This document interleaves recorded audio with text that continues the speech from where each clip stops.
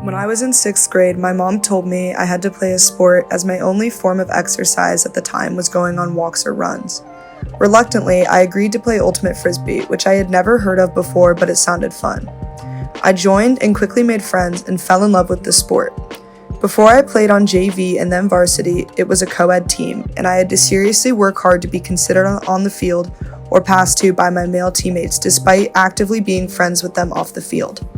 However, this is the typical experience for most girls playing sports. I didn't think much of it then and continued playing and made the varsity team my freshman year. Despite being proud of such an achievement, many male friends would mock me saying, "Oh, well, ultimate isn't a sport. You don't have to be good to make varsity." I would laugh and pretend it didn't bother me, but it always did, especially because one of those guys was on the men's ultimate team. I kept playing and building a community among the women on my team and found a second family with Groove, our varsity team. I was eventually named captain in my junior year as our team went undefeated, won our state championship, and was ranked 4th in the nation. However, I was again told, "Well, our school just has a good coach. You wouldn't be doing so well if you played teams as hard as the guys were."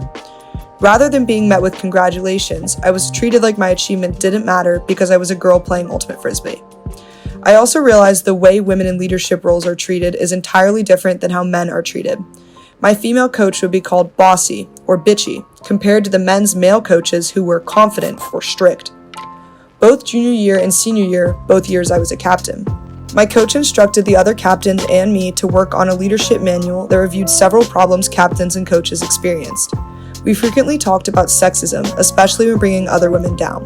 I didn't realize how many times my peers and I had bad-mouthed coaches or captains because they were just leading, but their criticisms came from a society that is littered with misogyny and sexism. However, the problem isn't just with ultimate, as men condemn women's sports all over, and women's sports are entirely shadowed by their male counterparts with significant pay gaps in the NBA and WNBA, golf, soccer, tennis, and thousands more.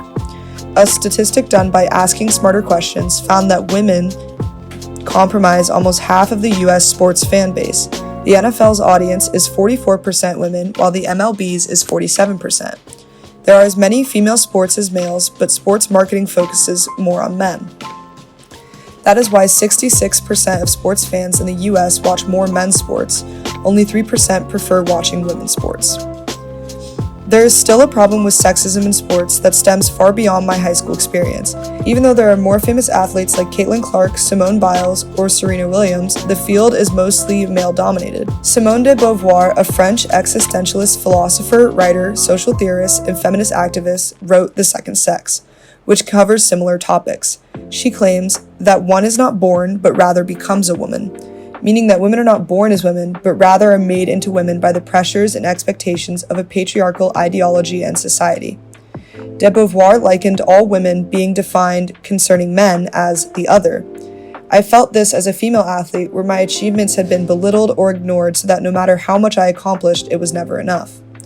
The way that women lead also reflected de Beauvoir's observations as our female coach took criticism that her male colleagues would not. This setting supports her claim that societal narratives mold women's identities and confine them to positions that satisfy the demands of men. The way women are treated in athletics draws attention to a more significant social problem by highlighting the notion that despite biological variations, the concept of femininity is strongly shaped by a patriarchal culture. In this context, the difficulties encountered by female athletes are not just private complaints. Instead, they are a component of a more widespread problem that needs to be acknowledged and addressed. The media is a large part of the problem with sexism in sports, consistently asking women about their weight, appearance, and love life rather than athleticism or questions about their performance or training. While doing research for this project, I stumbled upon a video with reporters asking men the same questions, with their reactions being shocked and upset. So, if it is out of the norm to do it to men, why are reporters still asking women such inappropriate questions? You're getting a lot of fans here. A lot of them are female, and they want to know if you could date anyone in the world. Who would you date? Any response to recent comments about your girlish figure? Are you serious? Removing your body hair gives you an edge in the pool. How about your love life? How has your weight gain affected your mobility? I don't know what you're talking about. Have you heard the controversy over your helmet hair? Get ready to see some great biceps, tiny tanks, and more. I wonder if his dad said to him when he was younger, listen, you're never going to be a Looker, you're never going to be a Beckham, so you have to compensate for that. He really does have the kind of body international judges love. Could you give us a twirl and tell us about your outfit?